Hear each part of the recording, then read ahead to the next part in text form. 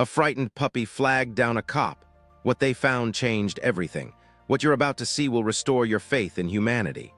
Officer Martinez thought it was just another routine patrol on a quiet country road, until a tiny, trembling figure appeared in his headlights. This puppy wasn't just lost.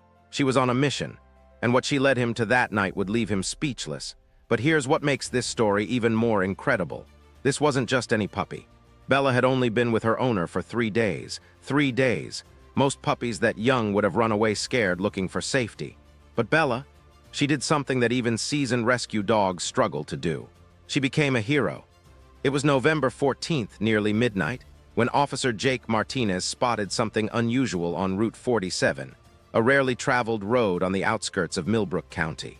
The temperature had dropped to near freezing, and a light fog had started to roll in from the nearby valley. At first, he thought his eyes were playing tricks on him. In 15 years of patrol duty, he'd seen plenty of wildlife on these roads: deer, raccoons, even the occasional coyote. But this was different. A small puppy, no more than 8 weeks old, was standing in the middle of the road, directly in the beam of his headlights. She was completely still, staring directly at his patrol car with an intensity that stopped him cold. Most animals run when they see headlights. It's instinct, survival, but not this one. She stood her ground, barking frantically as if she was trying to tell him something. Jake slowed to a stop and stepped out of his vehicle. The night air was bitter cold, and his breath formed clouds in front of him. The puppy was shaking, whether from cold or fear he couldn't tell. She was covered in mud and scratches, her golden fur matted and dirty. Her eyes were filled with pure terror, but also something else: desperation. "Hey there, little one," Jake said softly, kneeling down on the cold asphalt. "What are you doing out here all alone? Where's your family?" He reached into his patrol car and grabbed an emergency blanket, thinking he'd wrap up the shivering puppy and take her to the local animal shelter. It was too cold for any creature to be out here, especially one so small and vulnerable. But the moment he reached for her, something unexpected happened. The puppy didn't cower or come closer. She didn't accept his help. Instead, she took several steps backward, then turned around and started running down the road, her little paws barely making a sound on the pavement. Every 10 feet or so, she would stop, turn around, and bark at him. Her message was crystal clear: "Follow me."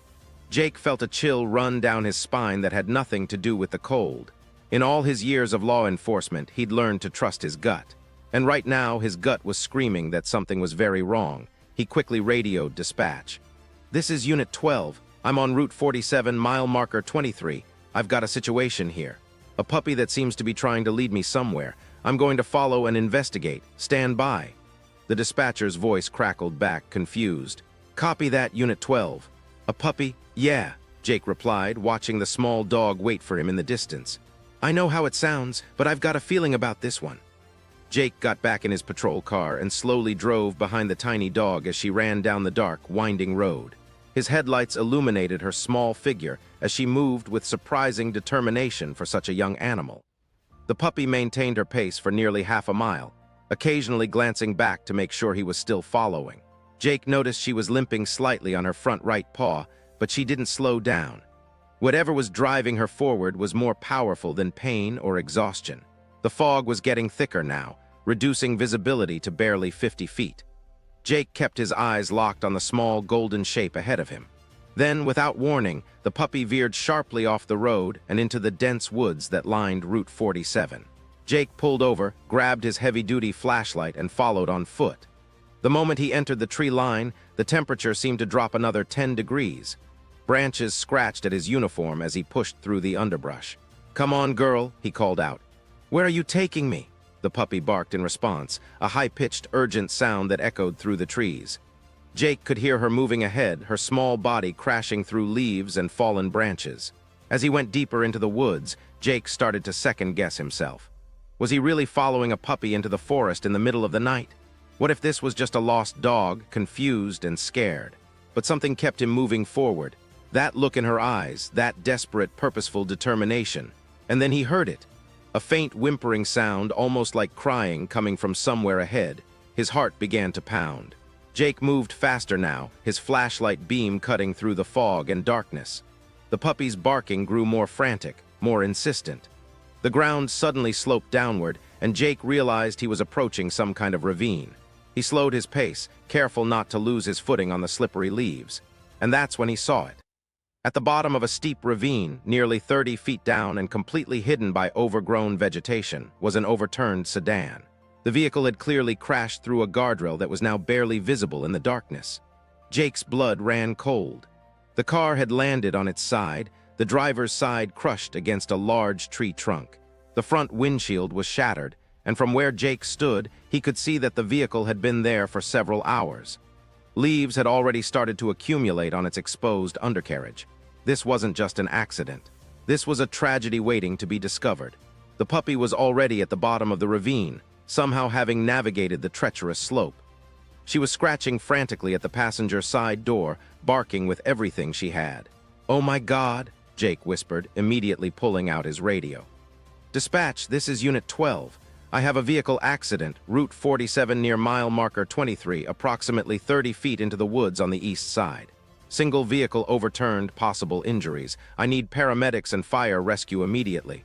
"Copy that, Unit 12. Units are en route, ETA 7 minutes. 7 minutes, that might be too long." Jake carefully made his way down the slope, using trees and roots to keep his balance.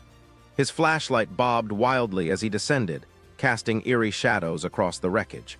When he reached the bottom, he could see the puppy more clearly now. She was covered in cuts and scratches, one of her ears was bleeding, and she was shaking uncontrollably. But she didn't stop barking. She didn't stop trying to get into that car. Jake approached the passenger side door and shined his light inside. There, trapped in the driver's seat and held in place by a deployed airbag and twisted metal, was an elderly woman. She was unconscious, her head tilted at an awkward angle. Blood had dried on her forehead from a cut above her eyebrow. "Ma'am," Jake shouted, trying the door. It was jammed shut. "Ma'am, can you hear me?" No response. He tried the door again, pulling with all his strength. The metal groaned but didn't budge. The puppy continued barking, now joined by Jake's own desperate efforts. Then, from inside the car, he heard the faintest sound. A moan. She was alive. "Ma'am, my name is Officer Martinez. I need you to stay with me. Help is on the way. Can you hear me?" The woman's eyes flickered open slightly. Her lips moved, but no sound came out at first. Jake leaned closer to the broken window. "Bella," she finally whispered, her voice barely audible. "My puppy. Is she safe?" Jake looked down at the brave little dog sitting right beside him. She had stopped barking now and was staring up at him with those same desperate eyes. But now he understood what they were saying. "Save her. Please save her." "She's more than safe," Jake said, his voice cracking with emotion. "She's right here. And ma'am, you need to know something. She's the one who found me. She flagged me down and led me here, your puppy. She's a hero. She saved your life." A single tear rolled down the woman's dirt-streaked face. "Good girl," she whispered. "Good girl, Bella." In the distance, Jake could hear the wailing of sirens getting closer. The next 20 minutes were a blur of activity. Paramedics arrived first, followed by the fire department with their hydraulic rescue tools. Floodlights illuminated the ravine, turning night into day. Jake stood to the side, holding Bella wrapped in his emergency blanket. She had finally stopped shaking, but her eyes never left the car where her owner was trapped. The fire captain, a veteran named Roberts, approached Jake. "How did you even find this? There's no way anyone could have seen this from the road." Jake looked down at the puppy in his arms. "I had help. Really good help." It took the rescue team 45 minutes to carefully extract the woman from the vehicle. They had to cut away parts of the door and roof, stabilize her neck, and slowly maneuver her onto a backboard. When they finally brought her up from the ravine, the lead paramedic gave his assessment. "She's got a broken leg, several broken ribs, possible internal injuries, and she's severely hypothermic. But she's stable. Officer, I don't know how you found her, but another few hours out here, and we'd be looking at a very different outcome." The woman, whose wallet identified her as Margaret Holloway, was carefully loaded into the ambulance. As they prepared to leave, Jake approached with Bella. "Mrs. Holloway," he said gently, "I'm going to take care of Bella for you. She's going to stay with me until you're better. Is that okay?" Margaret's eyes found the puppy, and despite her pain, she managed a weak smile. "Thank you," she whispered. "Thank you for following her. Most people wouldn't have." "Your Bella didn't give me much choice," Jake replied with a smile. "She's pretty persuasive." As the ambulance pulled away, sirens blazing, Jake looked down at the exhausted puppy in his arms. "Come on, hero," he said softly. "Let's get you checked out and cleaned up. You've had quite a night." Over the next few days, investigators pieced together what had happened that night. Margaret had been driving home from visiting her daughter in the neighboring county. It was a route she'd driven hundreds of times before. According to skid marks and debris, a deer had jumped onto Route 47 directly in front of her vehicle around 8:30 p.m. Margaret swerved to avoid it, lost control on the fog-slicked road, and crashed through a section of guardrail that was scheduled for replacement, but hadn't yet been fixed. Her car had tumbled down the ravine and come to rest against a tree. The impact had thrown Bella, who had been in a carrier in the back seat, from the vehicle. The carrier had broken open on impact. Most puppies in that situation would have run away, traumatized and terrified. But not Bella. Security camera footage from a farm about a mile up the road showed Bella climbing back up the ravine, stumbling and falling, but never giving up. It took her nearly 40 minutes to make it back to the road. And then she waited. For over 3 hours, this 8-week-old puppy stood guard on that dark, cold road, waiting for someone to help. She had only been with Margaret for 3 days, adopted from a local shelter after Margaret's previous dog had passed away. 3 days, and yet she risked everything to save her new owner. The veterinarian who examined Bella found cuts, bruises, and a sprained paw, but nothing that wouldn't heal. "She's tough," the vet told Jake, "and incredibly smart. Dogs this young don't usually show this kind of problem-solving ability or loyalty. She's special." Jake already knew that. 3 weeks later, Jake walked into Millbrook County Hospital with a very special visitor. Bella, now fully healed and sporting a brand new collar, could barely contain her excitement. Margaret had been moved out of intensive care and was in a regular room, recovering from surgery on her leg. The doctors said she was incredibly lucky. The cold had actually helped slow her internal bleeding, buying her precious time. But everyone agreed that without Bella's intervention, luck wouldn't have been enough. The moment Jake opened the hospital room door, Bella's tail started wagging so hard her entire body shook. And when Margaret called her name, Bella launched herself from Jake's arms onto the hospital bed, covering her owner's face with kisses. Margaret laughed and cried at the same time, holding her puppy close. Nurses peeked in from the hallway, many of them wiping away tears of their own. "I don't remember much from that night," Margaret said, stroking Bella's soft fur. "But I remember the cold.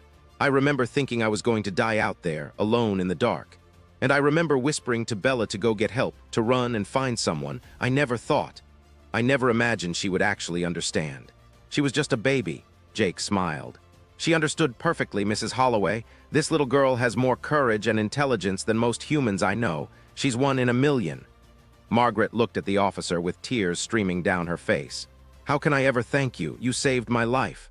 "We saved your life," Jake corrected, gesturing to Bella. "And honestly, she did all the hard work. I just followed her lead.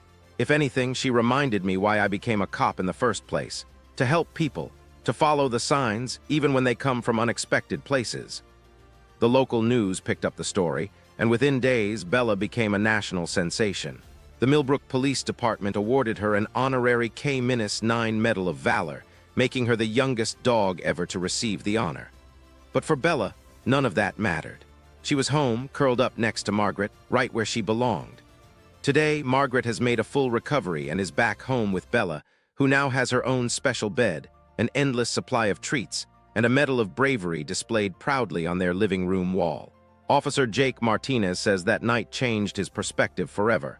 "We think we're the ones doing the rescuing," he said in a recent interview.